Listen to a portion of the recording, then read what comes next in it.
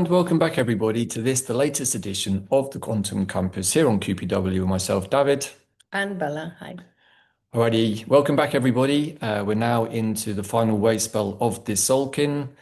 We're here with the Yellow Magnetic Wave spell running from the 27th of November to the 9th of December. And as usual, we'll be taking the pulse on the various quantum compass point coordinates to help you navigate this next 13 days. We'll also be sharing more about the immersion that starts and runs in parallel with this particular wave spell. The Stargate opens where time becomes art, and that really is the major theme of this final wave spell of this Tzolkin. So with this wave spell is the last wave spell of the Tzolkin. So we're completing a whole cycle of 260 days, which is a gestation period. We want to wrap it up with all of the tribe and all of you who want to join us to be part of an immersion and to go through the Stargate now that we're going to be conjunct, or that Atlas is going to be really close to the Earth. On this show, we're also going to cover 13 sign sidereal or constellational astrology, where we'll be talking about Mercury going direct, Saturn going direct, and the Sun going from Scorpio to Ophiucus. We'll talk about Ophiucus a little bit too. All right, so there's a lot to put into the viewfinder for this particular wave spell.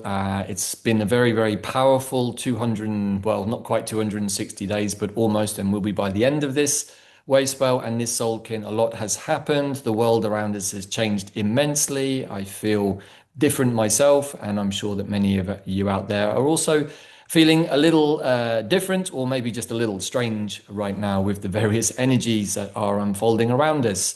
With this particular wave spell, we're being asked to rise above that lower frequency stuff and to receive the impulses of the star, which, as we'll see in a minute, are centered around beauty, elegance, and art. But let's recap the Blue Eagle wave spell, which has been all about the mind, all about reviewing the patterns of the mind. And it was ideal because Mercury has been retro. So all of those reflections, all of these past thoughts, patterns, behavioral patterns, and many things that have blocked our way forward because we just get stuck in a loop. That's been part of this last wave spell, and we're ready to break through that into the next wave spell, which is about Venus, is about creation and creating our future in New Earth. Right, so as Bella just said, we've come out of the Eagle wave spell. We're recording on the last day of the Blue Eagle. We've been in a journey with our tribe. The Eagle ascends, taking flight to the fifth dimension to receive our divine intuitive impulses and at the same time observing the machinations of our lower ego matrix mind and really getting to see clearly some of the mumbo jumbo that it likes to serve up and how the matrix tries to control us through its own implant in us, which is really the hijacked lower mind. There's nothing wrong with the mind. It's a great piece of technology designed to enable us to navigate this dense 3D world. Unfortunately, at some point, it got somewhat contaminated and hijacked and has given us all various headaches to deal with its own projections. However, with the eagle, we were able to sit on that fifth dimensional eagle's perch and observe this going on from that other part of ourself that isn't our ego mind, our divine intuitive mind. From that place, we get to see all kinds of interesting things, behavioral patterns, karmic loops, hamster wheel effects, and of course, the full effect of the 1260 system of slavery that keeps us imprisoned in that lower ego mind. So it's been quite a tough journey. You'd think that going to the fifth dimension would be easy, and largely it is. Everything's always okay there. But from that place, you have to review what is happening here in samsara, the third and fourth dimension, and to make any adjustments or recalibrations that are needed so that your mystical column, your central channel, is nice and clear so that when the eagle descends down that channel to our sacred fire in our womb space or our sacral chakra, it's bringing those divine messages cleanly and clearly so that they can be sent back up the channel with that breath of the dragon flame in our womb space, that place of creation. So besides paying attention to our mind during this last wave spell, the second thing was to get a clear vision of what we want. What do you want to create in the new cycle that will start just after this wave spell? We'll start a whole new cycle of 260 days, another sacred round. And once we align with that new vision, that's when we start creating. Right. So, as we've been intensely involved in this Tzolkin with many of you here on the platform, and certainly many of our tribe over the course of this last period, this cycle, we've got to observe many different nuances within the Tzolkin itself, the layout of the glyphs from one wave spell to the next, from one castle to the next, as Bella's been showing in previous episodes, each one giving us a different layer that we can work with. Now, we're going to share with you, we've actually put this all together in a special workshop called the Alchemy of the Sacred 13, which is available if you click in the show notes below. This is a standalone workshop that was originally developed for the Eagle Ascends, but is now actually usable for all Any wave spell. any wave spell. And it's basically a two-part workshop that shows you how to use the quantum compass in coordination with these guidelines, working with your inner technology so that every 13 days you can actually organize and structure your own personal immersion. And we show which plants to bring in, how to follow divine intuitions, and how to follow the energy of the glyphs, which is really what this show is all about, so that you can experience the unending flow of universal time and the fact that every 13 days you get to start a new adventure and story, not something that the 1260 offers you with its 5-day working week and 2-day pause. In the universal time codes, every day is important. The previous day and the next day are equally as important as the one that you're in, and they all form part of the unfolding story. So we'll put more details in the show notes. But please do check that out. If you purchase that workshop once, then you can use it every 13 days to set your own immersion the way that you want. And hopefully after 2 or 3 of those, you'll have got the hang of it. And if you use it with the quantum compass, as we suggest, then we kind of do the hard work for you.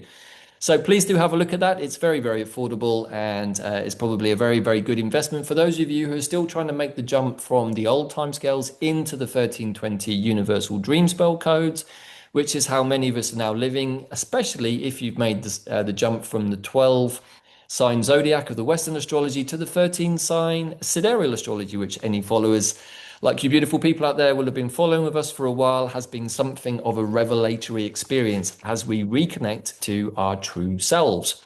All of what we share is about how to reconnect to our true selves, because what greater mystery can there be for us to solve down here in the 3D? Who we truly are and what we're doing here. The 1320 frequency, or following the 13 moons, the 13 sign astrology, the 1320 or the 13-day wave spells, is a way to free ourselves from the control grid. Let's remember the control grid is a 1260, 9 to 5, where you get told when you can have your vacations or not. And so when time becomes money, that's when debt and everything, you become part of the control grid. So this is a way of freeing ourselves and being able to dream and create a different reality for all of us.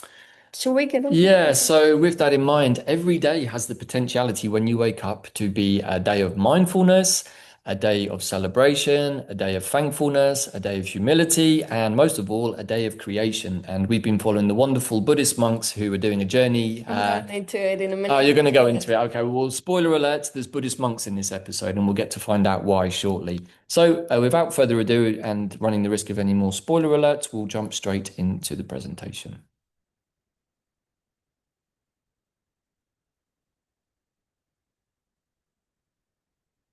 Right, so this is the Yellow Magnetic Star wave spell, which runs from November 27th up to December the 9th.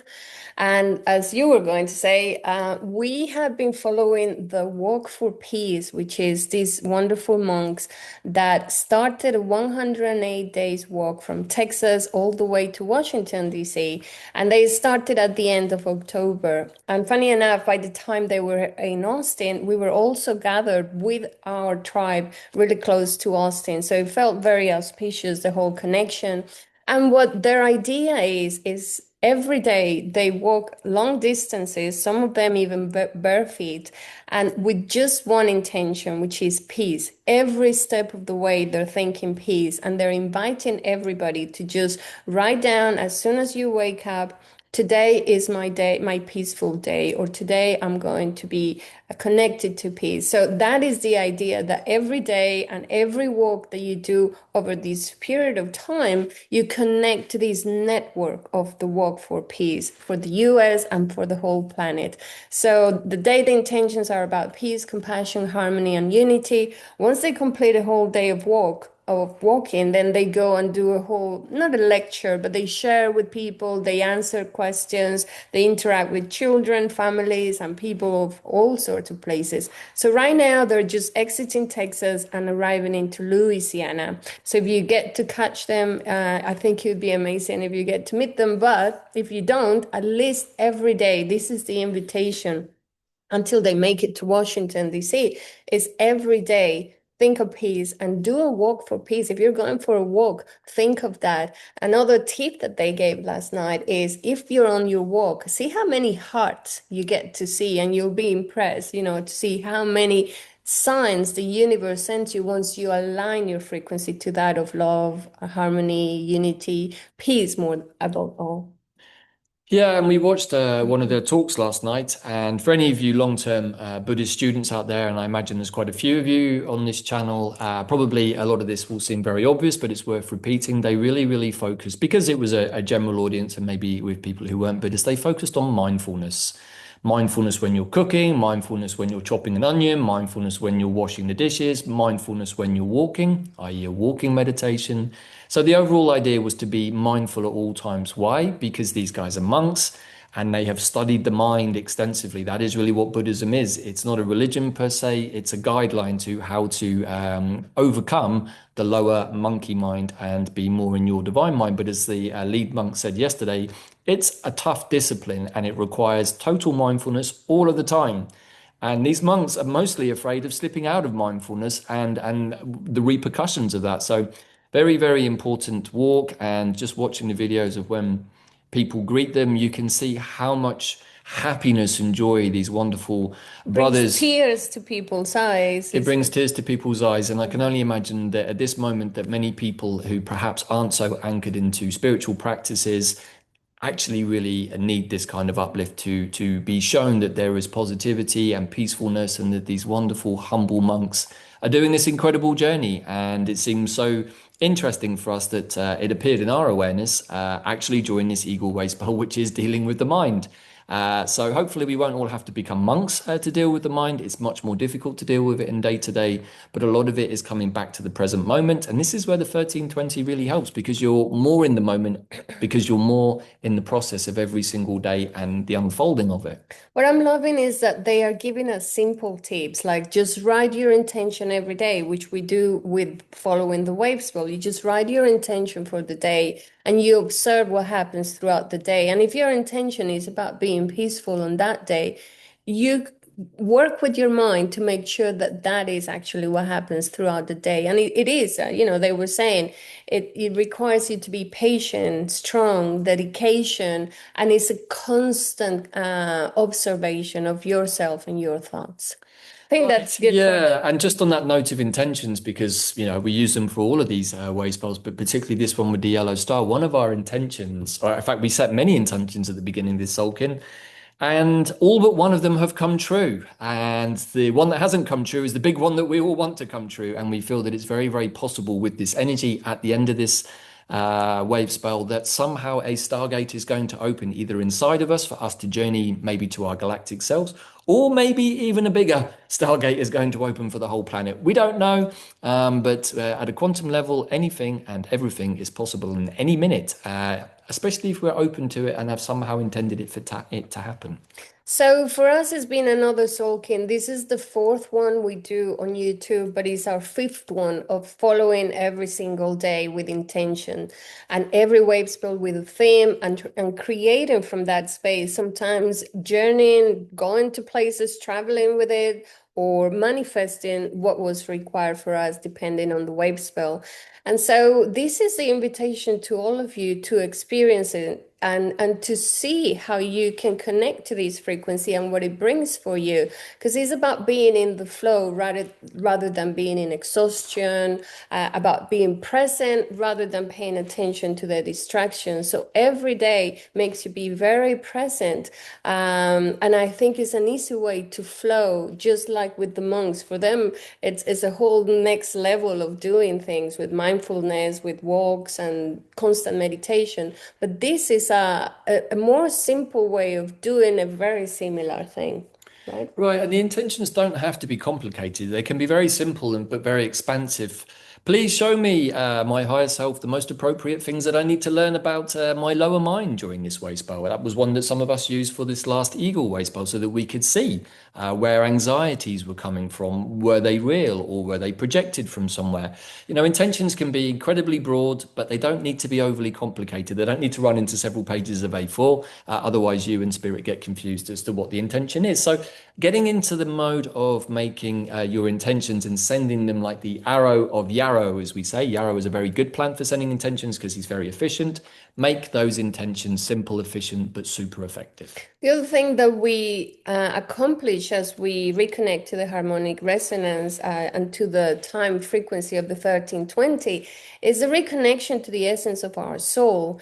And that requires for us to have very flexible and clear minds, which is a daily job, as we were talking about, to have very compassionate hearts and to serve a higher vision. And this is what we were doing with this last wave spell of the eagle, is aligning our personal visions with the divine vision, the divine plan. Right.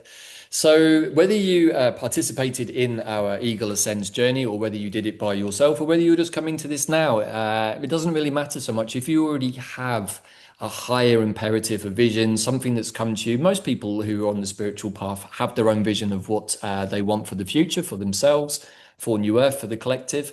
But I guess the key here is really to observe whether those are coming from an intuitive, divine, preordained space that is your destiny, or whether it's coming from the monkey mind because you're still trying to plan it according to what the matrix allows you to do or not to do. This is part of the exercise, but with all of that, you hopefully should have a vision that you can bring down. And during this next 13 days, with the immersion of the Stargate opens, which you can still join if you're managing to watch this video in time, we're going to be working with bringing those visions down through our own Stargates, our own portals, anchor it into the womb space, that place with the dragon's breath. But we're also going to be working with a vision board because every time we do one of these meditations on the chakra, we will be going through a different spectrum of light, entering a different realm. And accordingly, those realms have different information to share with us. But because they're our chakras, it should be information about us that it wants to share in accordance with the divine mind. So we're going to bring it down through those more etheric chakras, more into the physical body, infusing them with the quality of each chakra. And as we do that, we should receive a little bit more for our vision board, and we just put it on there. And by the end of that, without getting too much into thinking about it, we should be able to look at our board and go, oh my gosh, there it all is. You'll have used your basic guidelines and template, but then you'll have colored it in and added some embellishments, and some things will have come to you. And suddenly your whole design and vision for the next Tzolkin of 260 days should, in theory, be nice and clear. Yep.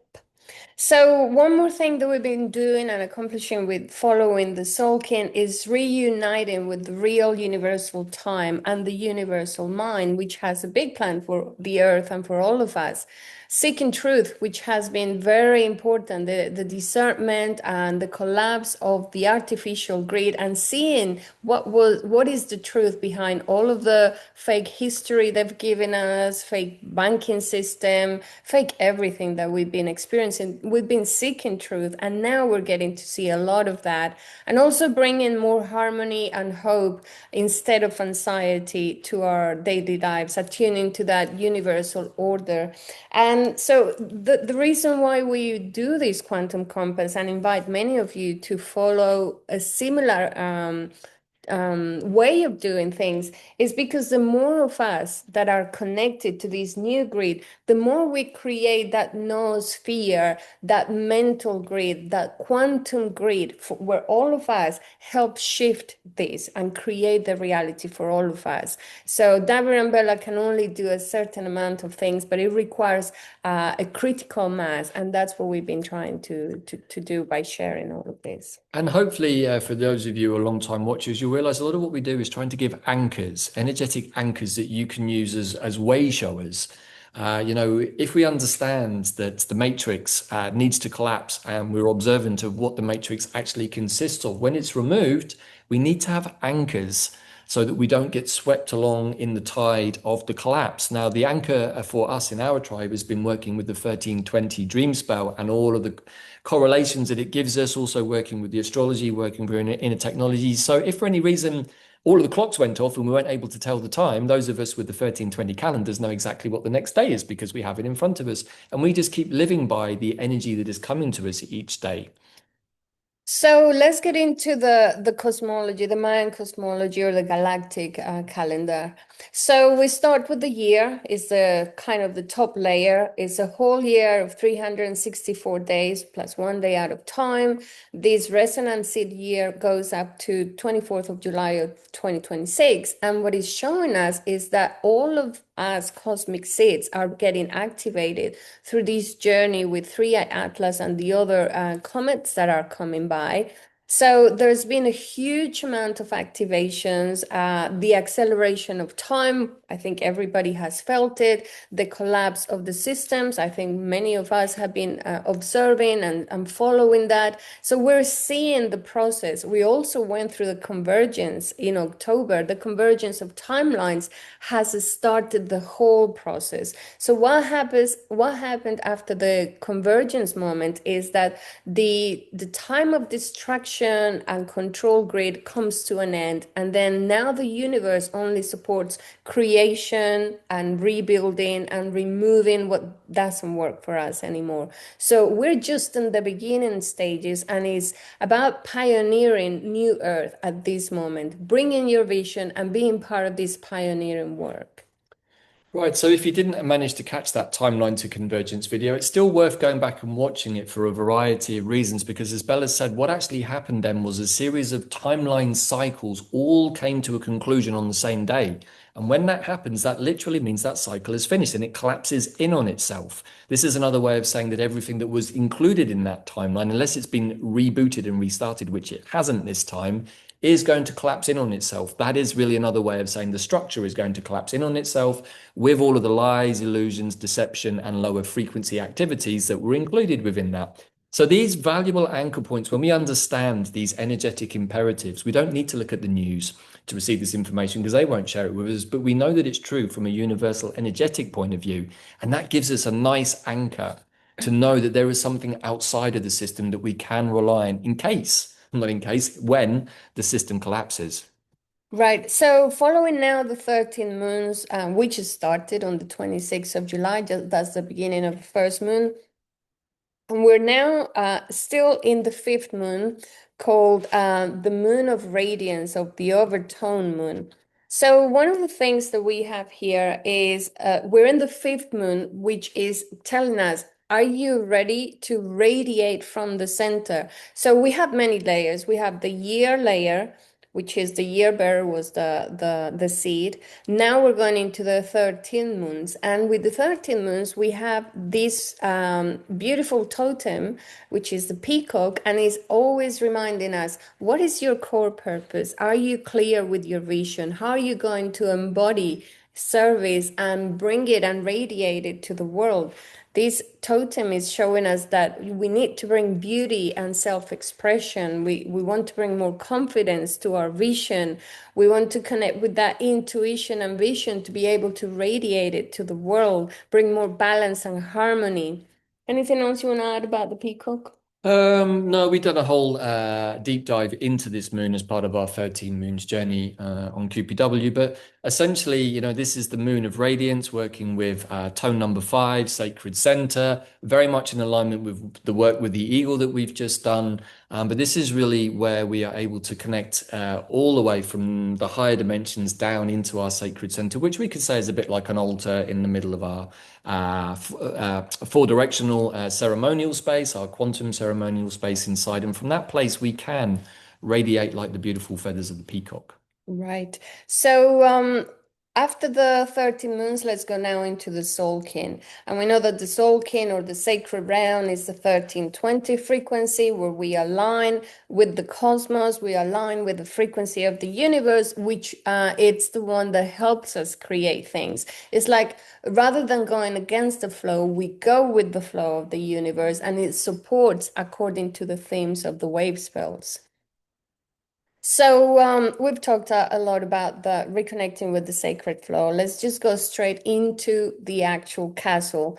So as you can see, we started this whole cycle back in March with the red castle, 52 days for wave spells. Then we went to the white castle, the blue castle of transformation, and then the yellow castle, which is about ripening. The convergence happened there in the yellow castle, and now we're finishing the green castle. And you could think of it as the four elements and the green being the ether, the castle of enchantment where the magic happens. So what we're going to do is wrap up this amazing Tzolkin where we accomplished so many things. We're going to share with the tribe all of the different things that we accomplished and how as a tribe we've been able to create amazing things. So this is the last wave spell, the one that is taking us through the Stargate, reconnecting with our creativity and making sure that time becomes art. Right. In fact, sorry, I'm just going to go back a slide there. Again, here on the left, we have a visual map, a plan view looking down our central column, the four directions. Here, as Bella said, around the outside. And here is our radiance point, our etheric quality. Our radiance comes from our etheric impulses. And this is a bit like here, really, our sacred fire in the middle in our sacred ceremony circle. So I think this is a useful visual. I use this one myself in terms of correlating all of these things, both inwards and outwards. And yeah, I find that to be helpful. Mm-hmm. And the beautiful thing about these waves, well, I'll talk about it a little bit more. Let me show you first here on the Tzolkin. We go from kin 248 to kin 260. Kin 260 is the cosmic sun and it's a galactic activation portal. So it's a beautiful way to wrap up with the energy of the sun. This is the glyph for those of you that are still getting familiar with the glyphs. And we know that the 20 glyphs are reflected on our toes and hands and fingers. And then the 13 tones are reflected in our articulations or joints. Every single day has a question. I always post these questions. We go deeper into these in the workshop. If you want to learn how to put together your own immersion or container following a wave spell, that's what we wanted to create so that many of you at home that want to follow these with the quantum compass can do so. Anything else about this? Right, so the yellow magnetic star is the last wave spell, is the 20th. Out of 20th is the last one. And here we unify in order to beautify, attracting art with the power of elegance. So all of this energy is very much like the energy of Venus. And in fact, for the Mayans, this glyph was very connected to Venus. And so we're going to go deep into this in the immersion that will follow. But just to highlight here that we start with the star and then we'll go and transcend with the energy of the sun. That's why the sun has been also so active. The huge amount of solar flares, I think they're just going to increase the amount of earthquakes. The earth is actually responding to the amount of energy that we are receiving. So between earthquakes, solar flares, the Schumann resonance going just off the charts, all of this I feel is the acceleration of the moment and how we have entered a whole new different way. We're vibrating much higher. So this wave spell specifically is going to help us reconnect with harmony, with beauty. When you start thinking of beauty and what you want to create, you bring the best out of you. What are your gifts and what is it that you want to create? And as a star seed, what is it that you want to reconnect to? We'll go deeper into all of those topics in the immersion, as I said. But this energy is also the gateway to 5D. That's why it's the Stargate. It's the gateway for us to reconnect to 5D and anchor our vision and our dream there. And that's part of what we're going to show you how to do. It's also about being more of our authentic, true selves, bringing that part of us that is star beings, cosmic seeds, bringing more awakening and illumination. The amount of awakening going on in the planet is so amazing. I don't know if you have noticed, but more and more people, more and more channels, more people talking about the topics that we couldn't talk about 5 years ago, even 3 years ago. So with this wave spell, the summary and the keywords are creation, creativity, and art, making time art. But there is some shadow to deal with over this period of time, and it has to do with self-doubt, disconnection from your higher self, and creating this harmony regularly. So you want to pay attention to that. Cultivate more harmony, allow grace and beauty into your life, reconnect to the stars over this period of time. Let's remember that this wave spell will take us to the period of time when Atlas, three-eye Atlas, is going to be really close to us. So we want to be paying attention to the stars, bringing your telescopes out, and already we've been seeing some amazing pictures, not from NASA, but from other people showing us the real pictures. Yeah, so it's time to create and to have that vision anchor in 5D, because when you anchor a dream or a vision in 5D, it's already making it happen. It then just doesn't take very long to be shown or to manifest it into 3D, but 5D is the place to go to first.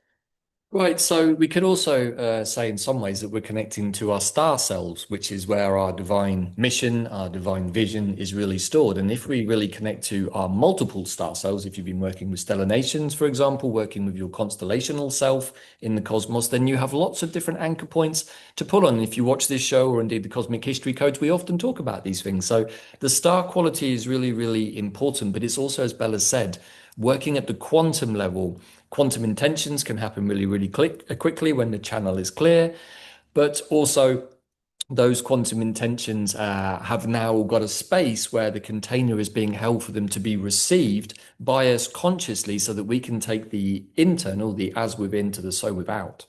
Right. And this slide is just a reminder of how Earth is also becoming a celestial star. The Earth is going to become star, and there are many different people that already talk about it.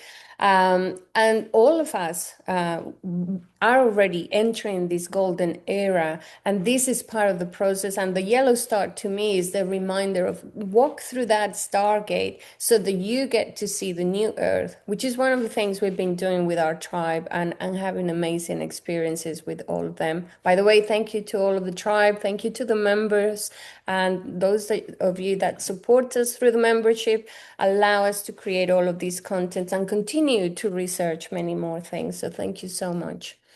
Yeah, on that note, I just put out the Daily Mine short that I do for the YouTube membership. So I always put the magnetic reading, which is the first day of any way spell, out for the general population to watch on the channel. And if you like that, many of the people sign up for the membership just to get that short in the morning so they have it first thing. It's always recorded the day before, no matter where you are in the world, so that you have the 3D 3 minute meditation that just helps give you those pointers for the day. And many people have found it a very useful guide. It's available for just $10 a month on our Starseed membership program. So hopefully some of you might take the dive there and work with that tool.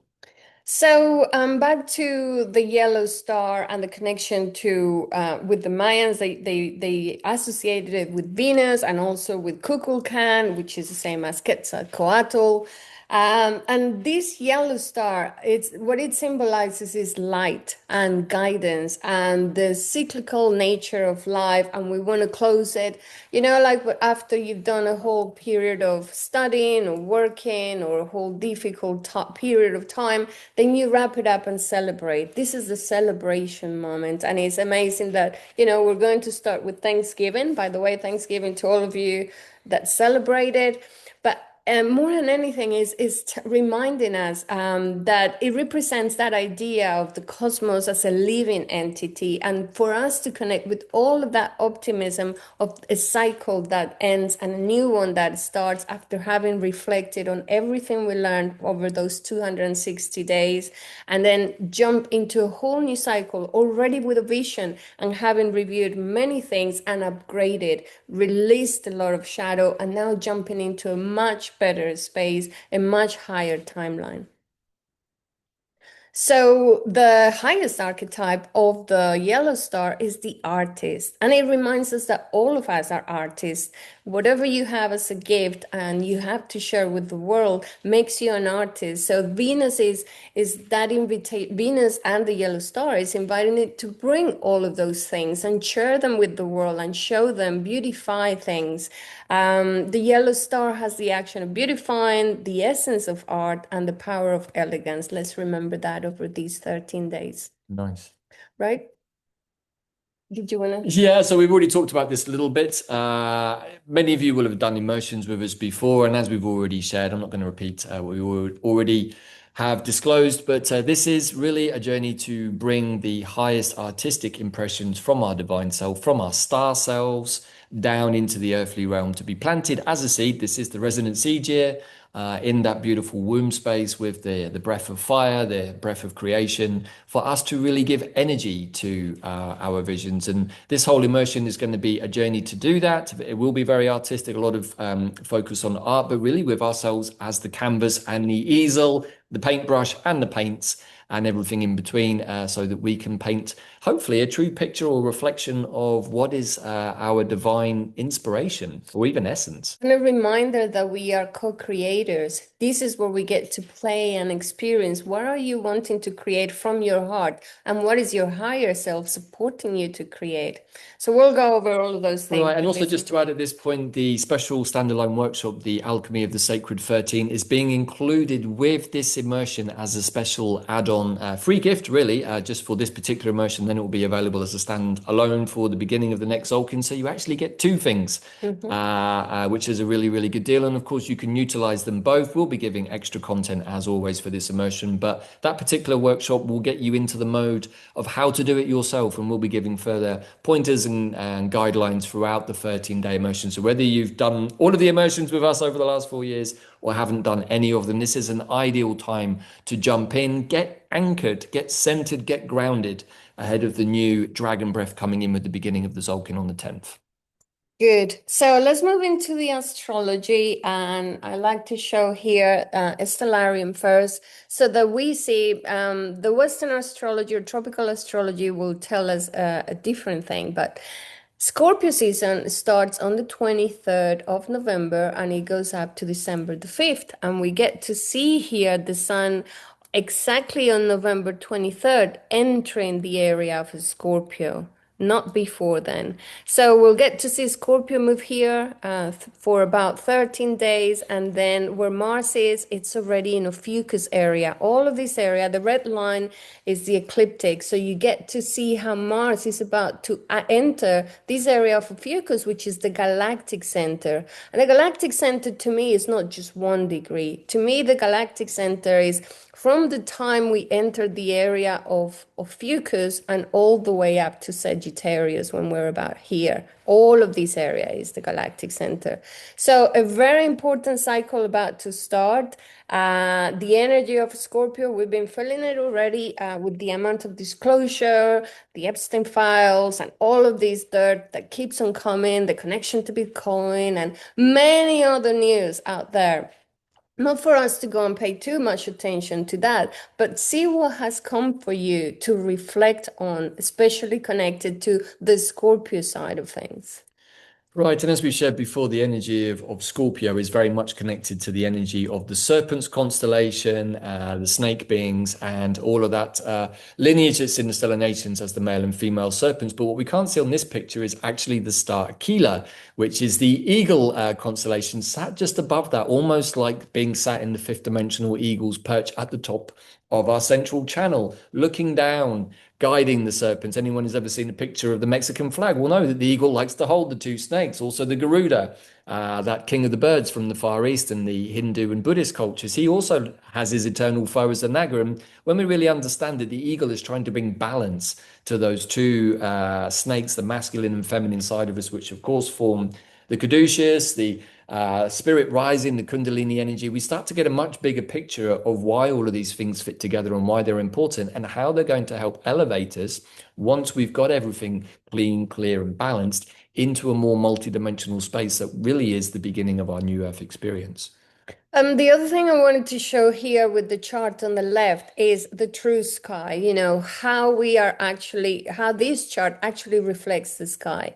So we see here Mars at the end of Scorpio, which is seen here.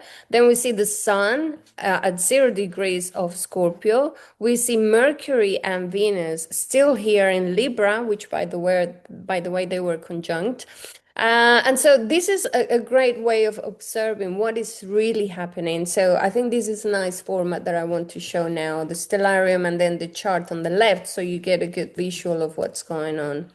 And when we talk about Scorpio season, we're talking about transformation, being fearless and receptive, reviewing all of those ideas of or lower notes of Scorpio to do with being possessive, resentful, vindictive, and all of the other traits that we're very familiar with that are connected to the lower notes of Scorpio. We can bring more of the good traits, which are being an observer, paying attention to what's happening. The mind work was very useful over this period of time with the eagle. But now we can look at the sky and start paying attention to the stars now that we're entering that area of the galactic center. Scorpio is just before the galactic center. In fact, the tail of Scorpio is right in the galactic center. So these were the three planets that we feel are more, or I feel personally, are more in connection to the rulership of Scorpio. Black Moon Lilith and the connection to the serpent and the tree of knowledge, to me, represents really well the energy of Scorpio, same as Pluto and Mars, but especially Black Moon Lilith. Right, yeah, Black Moon Lilith is not normally associated with Scorpio, but if you look at Black Moon Lilith for Mars, and as Bella said, think of the lower notes, they can be very snake-like. In fact, Lilith in a lower form is almost like the fallen female serpent, but in her ascended form, she is that elevated snake energy of the divine healer, channeling the goddess, but also with a lot of experience of the underworld and knows how to transform those energies, having spent a lot of time there. And so this Scorpio season, apologies to all of you who think the Scorpio season has just finished, having just gone through it. Apparently it's just about to start now. And it's really beautiful because Scorpio here in this system is 13 days, as indeed is Ophiucus. So we're getting to work directly with the sacred 13, with these two super powerful signs, particularly Scorpio, that as Bella's put out here really beautifully, we can see. So Mars and Lilith in their lower notes are like the masculine and feminine serpents in many ways. But if they're elevated, Mars goes from destruction to protection, and Lilith goes from, also from destruction to creativity and healing. So if we elevate that, then we can really call in the Plutonian energies that ask us to look at the extent of everything that perhaps is being disclosed and elevate our impressions of it beyond the samsaric realms of 3 and 4D to that 5D place where we can say it's just duality, it's all something we signed up for. But if we're still very much in our lower snaky energy and our fallen Lilith and Mars energy, chances are that we're not quite in that space just yet, which is why the eagle was here to help. So what I'm seeing now is that, with the energy of a Scorpio, as the sun is there, and as we've had the energy of all of these planets that were here are coming as well. So Mercury is coming, and so is Venus. But the sun is going to be helping us review many of those different topics that we need to review in terms of everything that has to do with disclosure or all of the last bits of shadow that need to come out. Because where we're going, there's no place for shadow. We need to be in full integrity and being able to speak about anything that is not working for us, bringing it out there and being able to resolve it and transcend it. So where I feel this happens, the actual transformation is with Ophiucus. So here we can see December the 6th up to December the 18th is the period of time that the sun is in the area of Ophiucus. And as I was saying, it's from about this area. This is for December the 6th when Ophiucus season starts. And then we'll be traveling all of this area up to the galactic center, and then the sun will continue up to Sagittarius. So on December the 6th, you can see the sun here at 0 degrees of Ophiucus, and Mars will be there as well. So we can see Mars here on the chart, but also on a stellarium. Do you want to talk a little bit about that or anything? The thing that I find fascinating with this, and for those more Western astrologers, typically the galactic center is considered to be 27 degrees of Sagittarius, which if you correlate it across precisely, it's actually the last degree of Ophiucus in this system. So this interaction with Atlas 3i literally happens as the sun is conjunct the galactic center. I find that incredibly interesting. I think it's incredibly important. We don't know what is going to happen, but it suggests that some sort of galactic alignment is going to take place in this place of transformation, Ophiucus. So this amazing wave spell of the yellow star is going to take us through the period of Scorpio and then into Ophiucus. And to me, Ophiucus needs to have, first of all, to be recognized and then brought into the picture. Because as I mentioned in the video that I had with Isaac Rodriguez, we went deeply into Ophiucus energy. And to me, is the exit of the matrix, is the way to exit by bringing initiation, healing, activating our Kundalini energy, which is part of the female serpent energy, then bringing knowledge, teaching, and achieving wisdom and alchemy. I think this is the gift that Ophiucus and the serpent's constellation has for all of us. It can reconnect us to the galactic center and bring the light of a spirit. And to me, some of those are very good rulers for Ophiucus. I'm thinking of Chiron, but also Black Moon Lilith being the female serpent energy, and also the asteroid Lilith, to me, are very connected to this energy of healing and transformation and being able to ascend, as we were saying, ascend through the galactic center to reach Aquila, the constellation, which is the eagle. And when we finish the time of Ophiucus, which is December the 18th, right the day after is when 3i Atlas will be very close to the Earth as the sun is right in the galactic center. And of course, that's right before solstice, which is right before the 3 days of stillness that takes us to the return of the sun. So hopefully you're getting the same impression we are that this is a very powerful moment. We'll also be in that first wave spell of the new Tzolkin with the dragon energy, the primordial force, the energy that basically is part of the grid, part of the Gaia grid. It's also part of us. It's our elemental self. It's our connection to our most ancient self. And of course, somewhat the grandparents of the snakes, as Bella's brought forth here. Anyone who knows that Stellanation's pathway will know that these two aspects of ourselves are connected to Anunnaki Nibiran ancestors, but really form the basis of our masculine and feminine identities. And they need to be brought back into balance so that the healer and the teacher are operating at that highest level and not falling prey to the more scorpionic lower undertones that form the shadow. I think the biggest teaching from Ophiuchus and from the Serpent's constellation is, are we ready and mature enough to handle the energy of the serpent within ourselves so that we can ascend? Are we ready to upgrade? Meaning, can you deal with all of these lower energies of being a teacher, of Being a leader. deceiving, or having fallen as a leader? All of the energy of a fallen serpent and all of the energy of a fallen feminine serpent as well. Have you integrated? Have you learned the lessons? Have you integrated all of these? And can we take all of these wisdom to the galactic center for us to be able to take flight up to Aquila? Right, and particularly with the female serpent, Black Moon Lilith, your own internal Black Moon Lilith should be exactly the guide that you need because she's not backwards and coming forwards. Yeah. And she should make it clear to you where she's still caught in those lower underworld spaces. So just giving a shout here again to this video with Isaac Rodriguez. He's an amazing 13 sign sidereal astrologer as well. And I do invite you guys to check him out as well. So, with this whole process of the sun going through Scorpio and then Ophiucus, one of the main places that is highlighted is Antares. And as we know, Antares is the heart of the Scorpio. And on this energy, there are three different stellar nations. It's a world where we have seven-dimensional angels, which are in charge of the Akashic Chronicles, the Galactic Library. They are messengers.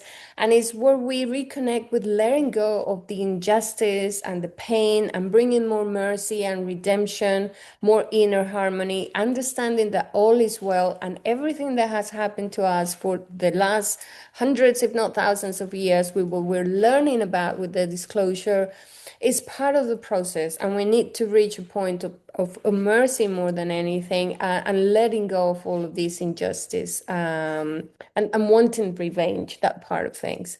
The second stellar nation that is highlighted here, because they are also part of Antares, is the female serpent, which in this case are all to do with renewal. They are the healers of the leaders. They're all about forgiveness from the goddess, bringing more mercy, divine grace, redemption, and they're in charge of the galactic records. So once you heal your feminine and masculine side, you can tap into these higher octaves of what this serpent energy is about. And in this case, is tapping back into your galactic records. What can you access and integrate and activate within yourself now to create the next part of the journey for you? And the final one is the seven-dimensional cosmic humans, which are also in Antares, and they're in charge of these Akashic memories. There is where they become guardians and carriers of the cosmic records and memories. And so this space is considered like a wheel of fortune. It's where you can go and tap into a lot of information and memory. And it's so amazing that it's as Atlas is going close to us that all of this information gets released and activated. The closest approach of the sun to Antares is on December the 1st. Right, and of course, Antares is also basically conjunct the Great Attractor. So this is a great time to attract that Akashic memory into your field, especially if you have any placements there in your natal charts. You can really call forth those memories, really, of your cosmic human self, because some part of us is still that cosmic human in our soul journey. But the cosmic human is really the integration of all of our DNA, the 12 strands of DNA that activates the 13th mystical 13th, which is the quantum field. Which is really where we can start to operate from in New Earth as quantum beings. All right, so I just pulled up the chart here, really just it's not a mistake. There are free atlas, three different free, well, not even free eye atlas. They've all got different denominations, but there's now free atlases. That's the bottom line. But only one is interstellar. 3i Atlas is the only interstellar. So this leads to an important point, given what Bella said about the very poor quality footage that we've received of Free Eye Atlas from the authorities who are meant to be really, really good at this, and instead we've got much better images from amateurs. It could just be that this is a lot of distraction and confusion with these other named comets being called Atlas as well. So I think the most important thing here, really, as Bella's already highlighted, is just to keep Free Eye Atlas in your awareness, but also down here, A6 Lemon, that has also proved to be quite an interesting point of contact if you've tried to have any kind of meditational contact experiences, as I know many of you have, and certainly we have, and found them both to be very, very rewarding in different ways, speaking to different parts of our DNA. All very, very interesting. It's not been true of all of the comets, just particularly those two, right? And there are many, many theories out there about these comets, and some people will probably say that what we've just said is woo-woo, and what NASA has delivered is also not really believable. I think with it, these interstellar objects, we've been gifted something really beautiful, which is to be able to dream outside of the solar system, of this earthly space, and actually outside of the matrix. So in some ways, Free Eye Atlas could be whatever we all want it to be at a quantum level. And many of us have been working that way, like Bella said, working with intentions, asking for guidance, asking for assistance, downloading information into ourselves and into the grid, and really whatever else is appropriate. We've been doing that with the intention of please share with us what's appropriate for us to know now so that we can know what we're meant to do next. So I just included the chart just to show everybody where all of these things are. We see that Lemon is currently somewhere on its trajectory between Venus and Mars right now. Not too sure of its future coordinates, and I think you've put the chart here, Bella. Is there something you wanted to say? Just for people to appreciate where things are happening, I want people to get more familiar with the 1320 sign constellational astrology. So here on the 4th of December, you see the Sun will be at 11 degrees of Scorpio, and Mars will be at 7 degrees of Ophiucus. So just to start getting familiar with the chart and the sky. And this is for December the 4th, which is the Yes. same day that you said it's conjunct Antares. Mm-hmm. So again, with The first the is. first, okay, so if you just wind that back 3 degrees, then you'll be able to work out where Antares is in the 13 sign zodiac. We've had to do a lot of little adjustments here because the software doesn't quite give us that information, but using the 1 degree per day with the sun, you can actually work things out relatively easily. So a lot of big impulses, Antares, the Great Attractor, the Galactic Center, the sun very involved. All of these are bringing big energetic patterns to the planet. So, as usual, I've just gathered together the main astrological focus points for this yellow star wave spell to put them into your awareness. We'll try and pick a few out now, which we think are important. But here on the left is the chart for the first day of the wave spell, 27th of November, so we can see where everything is. We've already talked about a few of them a little bit. But here are the other major astrological transits. And as Bella's already said, Saturn goes direct in, I believe, Virgo on the first day of the wave spell. No, it's in Oh, Pisces. sorry, it's in Pisces. I'm sorry, it's in Pisces. I don't know why I got Virgo from somewhere. I must have been having a moment.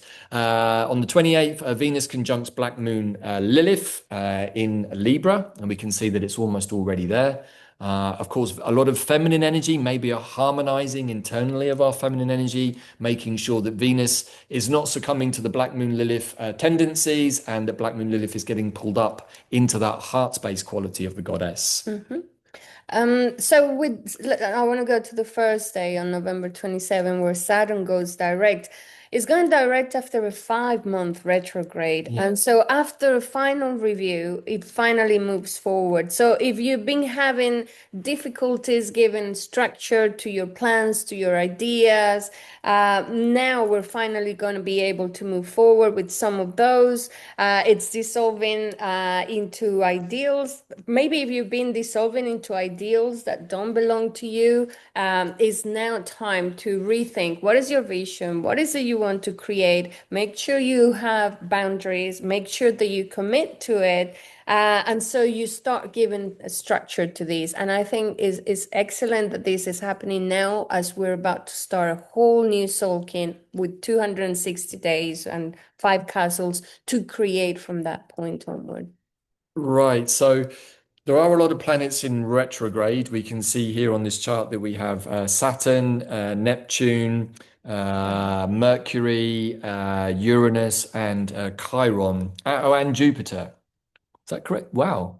They're all in retro by the look of it. Yeah, Jupiter. We've been having this. That's why Right. things have felt so difficult to move forward or to get the downloads to create or to get things to happen. But thank God we're getting quite a few of those going direct now. We Right. have Mercury and Saturn Yeah, going so day three, the November the 29th, Mercury goes direct in Libra and Venus in Libra opposes Uranus in Taurus. I feel that that's quite an important opposition. The heart energy in Libra trying to create balance, being opposed, creating a tension point with Uranus in Taurus. That tends to suggest for me, Taurus being very much about the earth from the ground up, Uranus, innovation, the unexpected, the future. Something perhaps unexpected, maybe even from the future, is going to manifest, I feel, through the earth. And that might create a little bit of tension in our heart space. Without painting any doom and gloom pictures, there might be some environmental situations that happen that might cause us some sort of heartache, particularly if loved ones are involved. We're not in the game of making predictions. We're just trying to read the energy patterns. So that's one. Bella, do you have any thoughts on that?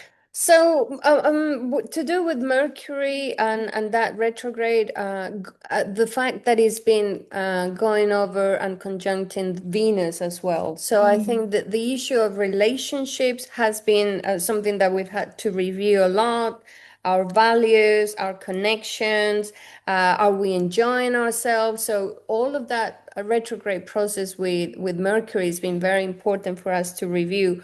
Are we rethinking our relationships, our agreements, our values? Are we happy with the way things are going? So all of that has been part of this process for many people, including us as well. So this is part of the process that now that it goes direct, it's like, okay, what did the review? The review is finished. We're ready to move forward. What is in place now? And what are you ready to create? Are you in balance, in harmony? Are you going to be able to do it together with a goal, with the same goal for the highest good of all? Right, and to assist us on that process, we have some nice harmonious aspects on day 4 and day 6, the 30th and the 2nd of December. Venus in a beautiful trine with Neptune, really bringing forth perhaps the more collective spiritual qualities and how our heart wants to be a part of that. Could be one way of understanding it. And of course, Neptune and Saturn still slugging it out in Pisces, trying to sort out their differences. Saturn not super at home in Pisces, and of course, Neptune very at home to his advantage in this case. But then on the 2nd of December, Venus goes into a sextile with Pluto, perhaps dealing with any of those last vestiges of the underworld, of the shadow, bringing it up into the light, both personally and I would suggest at this point very much collectively, as the disclosure process is likely to be unfolding quite strongly pretty much from this point forwards. There is also something else that you won't see on this chart, but I did pull up looking at the astro charts from another platform, and that is a Hidalgo Cazimi in Scorpio. Now, Hidalgo here, for those of you that followed our channel for a while, asteroid 944. Hidalgo is our favorite warrior monk who flew the banner of the Virgin Lady of Guadalupe in the rebellion that he instigated in Mexico as part of the uprising to try and restore Mexican sovereignty whilst working with both indigenous people and mestizo people and in fact settlers from the European continent as well. And so Hidalgo really is bringing to us like that a crusade, that cause which seeks to put the goddess first and foremost on the banner to fly high, to bring balance and harmony, to restore the goddess to the earth, which could also be part of that Venus Uranus opposition. Maybe we need to have more heart energy given to the earth. Mother Earth doesn't bear any grudges, but she might not be feeling so good about some of the things that have been done to her over the last several millennia. And perhaps now is the time to repair that through the newly installed Gaia grid, which has actually replaced the old overlay matrix grid. And we are in the process of that switchover actually happening. It's partly why we've probably been feeling a bit weird the last couple of weeks. So something to take note of there, to invoke that warrior within that places the goddess as its champion.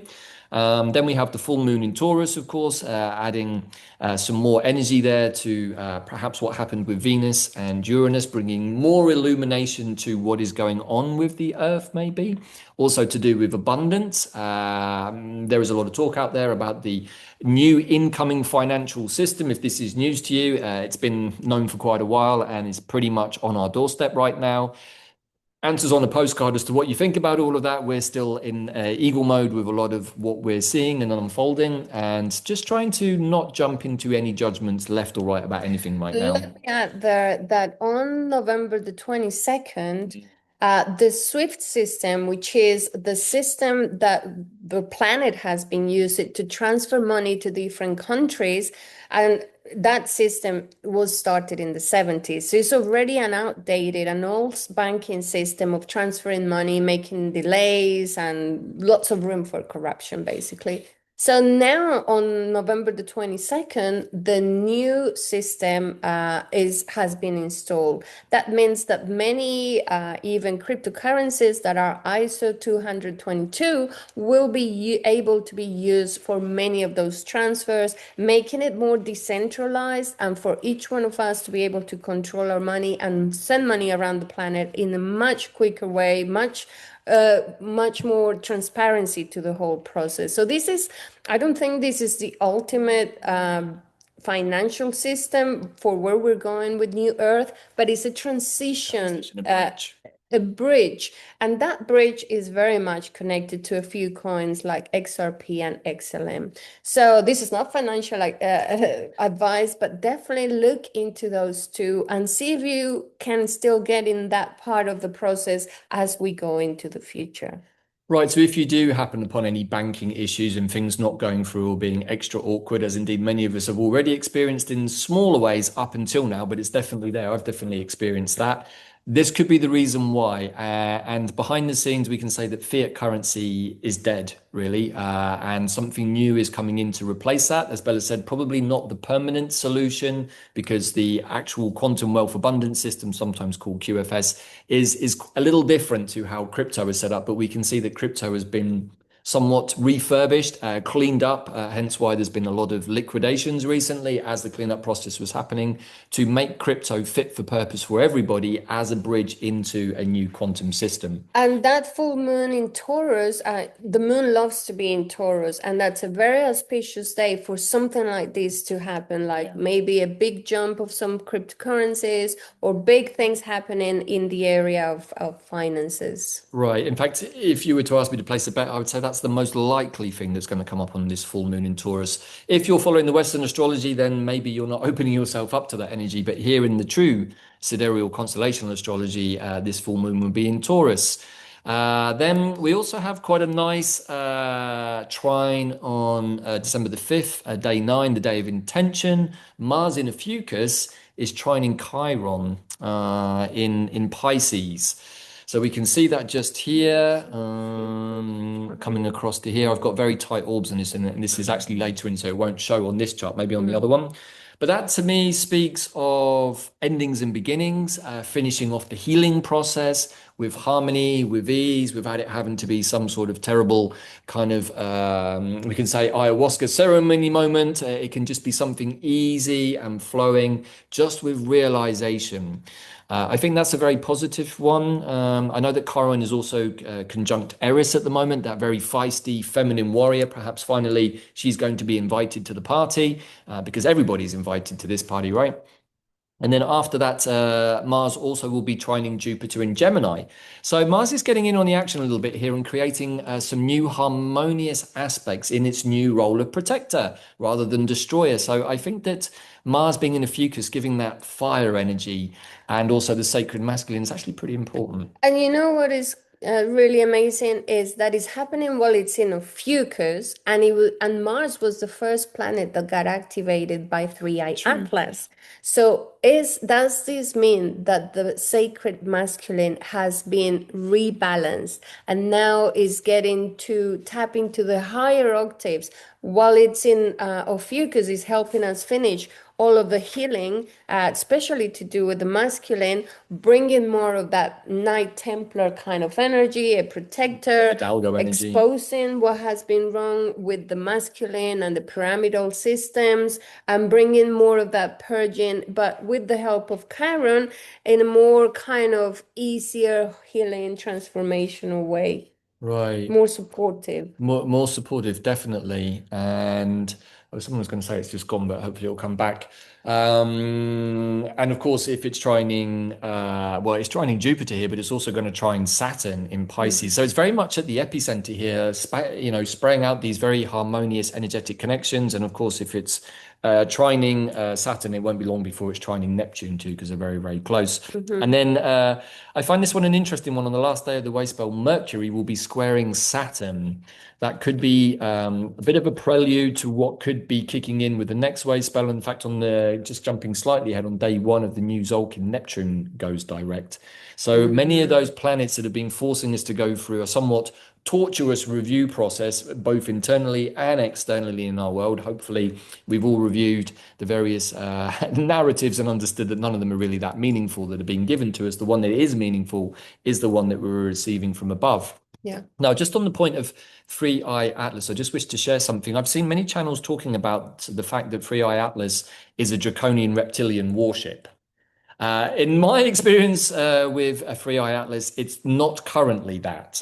So I'm just sharing that at this moment because people might be getting a bit confused. It's like, in fact, many channels are having to address this because there is this a thought going out, and that may well have been the case when it first entered. But I can say that whatever happened around the time that it went to Mars, that's when we started receiving communications from Free Eye Atlas, and it was very, very positive and very instructional. So if you've heard those and a little bit, I'm not sure, I would suggest always not to believe what you've heard from somebody else. Go into meditation and see if you can make a direct connection yourself.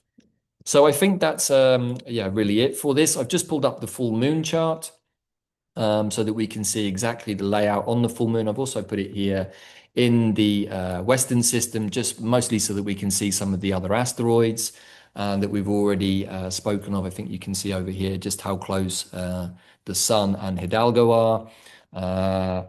And what else to say? Well, Mercury, Jupiter, and Saturn are in a grand trine, effectively. I think that's important. Do you have anything to say about that, Bella, at this point? And then Black Moon, Lilith, Jupiter, and Neptune also in a grand trine, which we can see sort of being marked out here.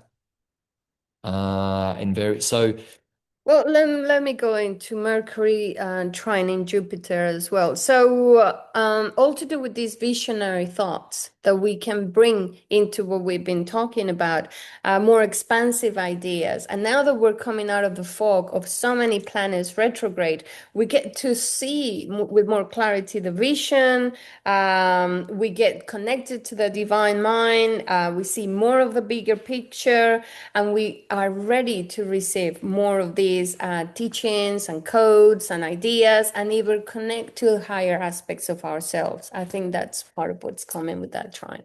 right, and then a sort of similar, well, not similar, it's got different components, but Black Moon, Lilith, Jupiter, and Neptune is also going on. And I find this a really interesting one. It's quite different energies with these three different planets. Black Moon, Lilith, as we've already talked about, Jupiter, the planet of expansion that doesn't know any boundaries, and Neptune, of course, being the sort of king of the water world, but also very much to do with spirituality and also to do with medications and substances, even addictions in some cases. So, particularly with Black Moon, Lilith, and Jupiter, I feel that this could be a little bit of a release because it's a trine, maybe of some of the things that have happened over the last 5 years that have caused us, maybe some of us, some physical discomforts, or maybe members of our family, some sort of physical discomforts, if you get what I mean. We also have, it's not marked on the left, but it is on the right, Mars in conjunction with Juno in Ophiucus. So that seems like a very interesting little nugget to throw into the mix when we're looking at balancing out masculine and feminine, relationship issues, fidelity issues, Commitment. issues to do with commitment. Is Mars going to blow the joint up, or is he going to have a harmonious conversation, in this case with his partner Juno, whoever that partner might be, but Juno is representing it here? And can they come to a place of perhaps reconciliation and a realignment with themselves, but also with that energy coming from the galactic center? Mm-hmm. And if that wasn't enough to just stir things up, Chiron and Eris are still in that long-standing conjunction, but both of them are still in retro. So they're still reviewing their healing process, their rejection, exclusion, wounding in Eris's case, and also balancing out with Eris that sort of fire that wants to kick off about things. It feels like all of the planets and all of the astrology is like, okay, finalize the review because we're going to get ready to go and move forward with everything. And it feels like that is the process of these last few weeks of this year. And then we start the Tzolkin with the energy of Three Eye Atlas, like, okay, let's build from here on. Feels like this is a very important period of time. Right, and perhaps I haven't flagged this up, but I've just noticed it here. This is actually pretty important. Chiron is in a square to Jupiter, both in retro at this point. So perhaps Chiron is going to ask us to have a look at our more Jupiterian wounding, perhaps why we haven't received abundance, perhaps if we're feeling a victim in that case. What else could there be? Jupiter in Gemini. Yes, the higher knowledge, the higher Okay. teachings, the higher self-connection. Are you ready to connect to all of that information and the higher mind only until you've healed everything that needs to be healed there? We could also look at Jupiter being in Gemini as the wounding of polarity, of division, that Jupiter can expand if we're not careful of it, particularly if we're plugged into the devices. We're going to get an expansion of that polarity and division because, of course, the Matrix loves to give us that division because it's a way of controlling us. You know what else is the healing that needs to happen for the collective as they're exposed to the amount of information that will comes out with the Epstein files, with the financial, with all of the stuff of disclosure that we're seeing, and it will get even more because it's being reviewed at the moment. The healing of the collective and the spiritual healing is so essential here for this to happen. Right, and unfortunately, whether you've been following it or not, the whole e-files picture is really the nexus of, it seems, almost everything now. It doesn't matter where you put your attention, it all somehow leads back to those so-called files. And of course, a lot has been released in various ways. I don't know the extent to which this disclosure will go all the way down. I don't know whether that's part of the plan, whether that would be too traumatizing. If you haven't paid attention to it, I certainly wouldn't start doing the deep diving now. If you need to know about it, you'll probably find out soon enough. But with that, I think that you're right, Bella. This is a lot about that, what that actually contains. And once that Pandora's box is opened and fully released, well, it's going to be tough and it's not going to be very nice to look at. But with the energies of the angelic beings and also plants like the Artemisias who love to get in and say, okay, we've got a trauma here, look this way, okay, it's done. It can all be actually done quite quickly. So don't hold on to the trauma. Don't hold on to the discomfort. Just see it. Go to the eagle's perch, observe it, and understand that this was something you agreed to participate in along with everybody else. And it's now coming to an end. And it was never really real in the first place. And we're all part of the new, we are all becoming nodal points in the new grid for Yes. the earth.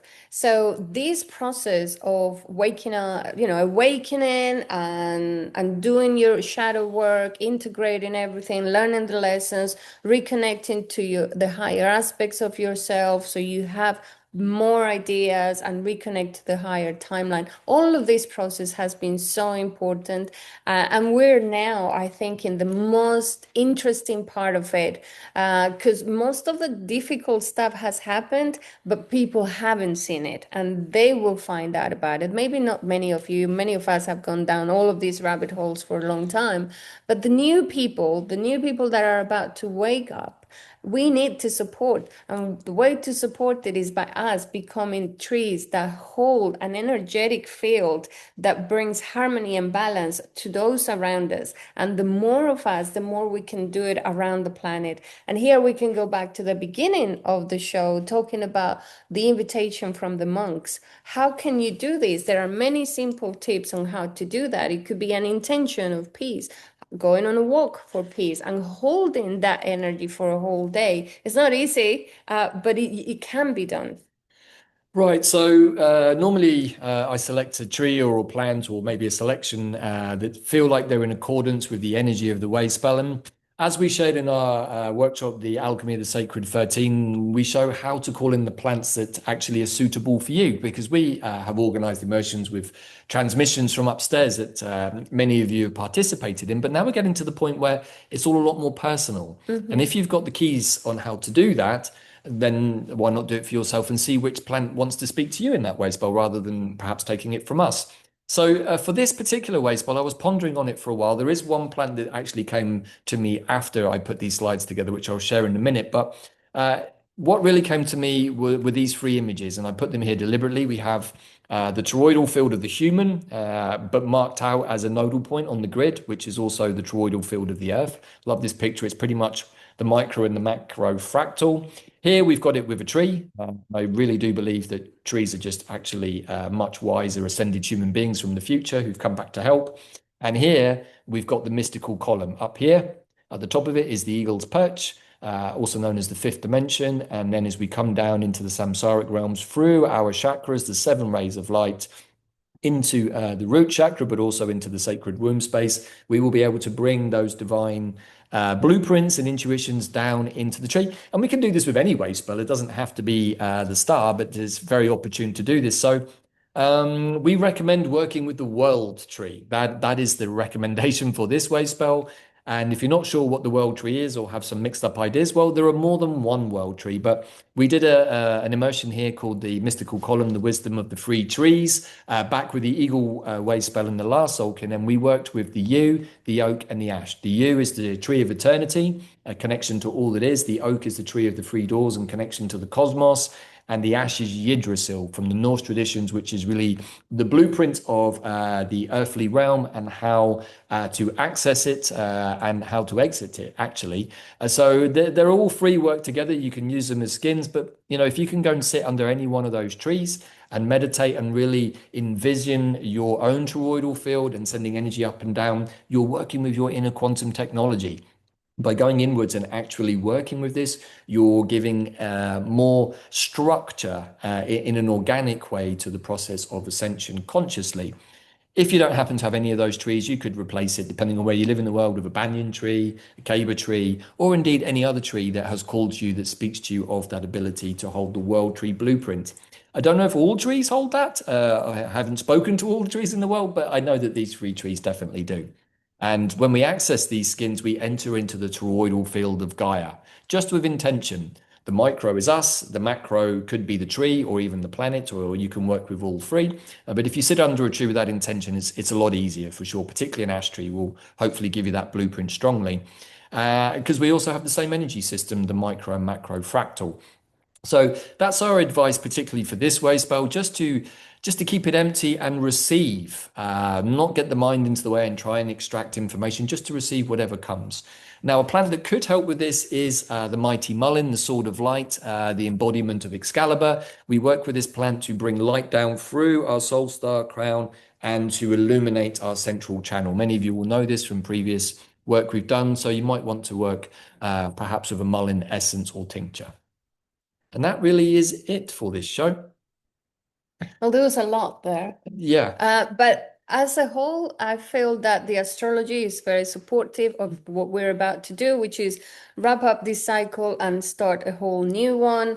This process is going to happen as the energy of the sun and all the planets are right at the center, in the galactic center.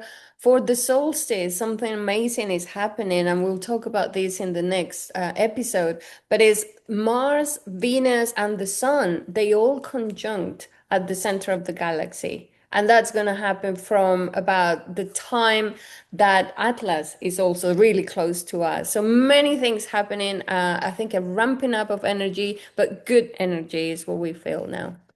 Right, so if you've made it this far to the end of the video, please let us know in the comments and you will be awarded 3 gold stars. We're in a very giving mood at the moment, but it's also really nice to receive all of your thoughts and comments. This is an incredibly pivotal moment for all of us. We are a collective, not just in our tribe and not just on YouTube, but all of us, all of our brothers and sisters doing good work out there, sharing what they can, trying to make sense of all of it. And as long as we're in that space of understanding that we are in a very, very tumultuous, even challenging moment in the ascension process, but it's necessary. And if you've got your anchor points, then you're going to be okay. And if you've got your anchor points, and if you don't have, then just go and sit by a tree. That will absolutely suffice. If you've got that, you can be the anchor point for your friends, your family, even your community, because chances are there are going to be people in those environments that perhaps don't quite have these anchors and have been very reliant on the programs of the Matrix. Okay. So all of that said, we hope to see you for the Stargate Opens, and love to see many more of you who watch us here on YouTube step into the tribe. We've had quite a few new people recently who've just stepped straight in without any prior experience from QPW, but with their own set of tools and have felt completely at home. Blessings to all of you watching this. You know who you are. Particularly from the Eagle. And we always love to see new tribe members. And even if you come and then go away again, it's all part of spreading the connection, spreading the Gaia grid consciously from one person to another, understanding in Lakesh, I am another you. And so this wave spell is inviting you to be the artist, be a co-creator. Are you ready for that invitation? We'd love you to join us in this immersion, but if you just follow it by yourself, just remember every day there is a question, there is an energy to hold, and just like the monks, every day there is an intention and you walk with that intention day by day. And at the end of it, you transcend all of that and go into the next octave and start over again with those cycles. So maybe as a final thought, a final intention is that if you had the chance to step fully into the new Earth from December the 10th onwards with that new Tzolkin, would you accept it? If the answer is yes, then maybe make that your intention. I wish now from the beginning of the next Tzolkin that I will be stepping into my new Earth vision consciously, creatively, and fully embodied. And by quantum design, it should happen. So good luck with that, everybody. We hope to see many of you on the immersion. And if not, we'll see you again in a couple of weeks for another quantum compass. For a new Tzolkin. For a new Tzolkin. Yeah. Okay. In Lakesh. In See you Lakesh. soon. Bye for now.